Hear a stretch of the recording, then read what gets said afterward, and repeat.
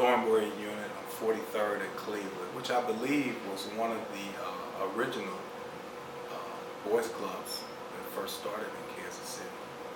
From 1966 to 1973.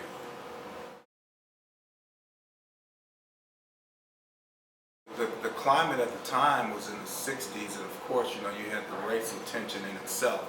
But being very, very young, you only saw it from afar, but close up in this area, it was during the Martin Luther King riots, 18th Street that kind of tore up, and everyone knew that if they came to the Boys Club and they talked to my father, they participated in the programs, they didn't have anything to worry about. There wasn't any separation. There wasn't any hostility they allowed in the Boys Club because of such a tense time. My father made everybody feel welcome and made all the young African American men that didn't feel very good about themselves at that particular time because of the situation with Dr. King and others, that they were welcome here and they were still citizens and they were always have a home at the Boys Club.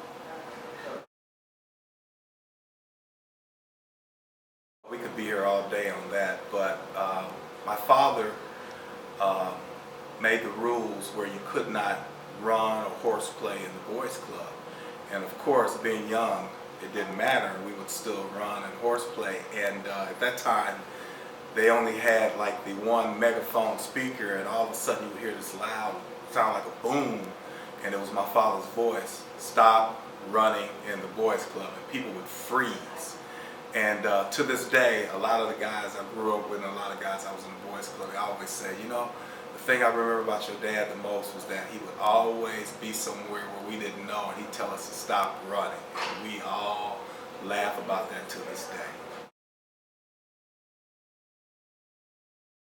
Being young at that time, you really didn't grasp the impact that someone had on your life at that particular time. But as I travel through the city or see people that I know, they always remind me and tell me that my father had such an influence on them and guided them in a way that allowed them to grow up to be the men that they are today, the fathers that they are today. So he was very good with his presence about telling you the direction that you needed to take your life, especially as a male. He was really impactful with men and explain to them their purpose and their role in society and their role in life as fathers or husbands or even at their job. So to this day, I still get it from guys that he impacted them and allowed them to have the jobs they have and be the men they are and the fathers are. So I think, and I believe that's one of the greatest impacts that my father had on a lot of the younger guys in the 60s and some of the guys even in the late 50s that he had.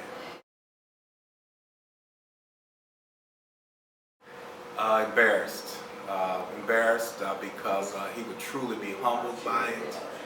My father was very strong-willed and had a great presence, but he had a soft voice in a sense.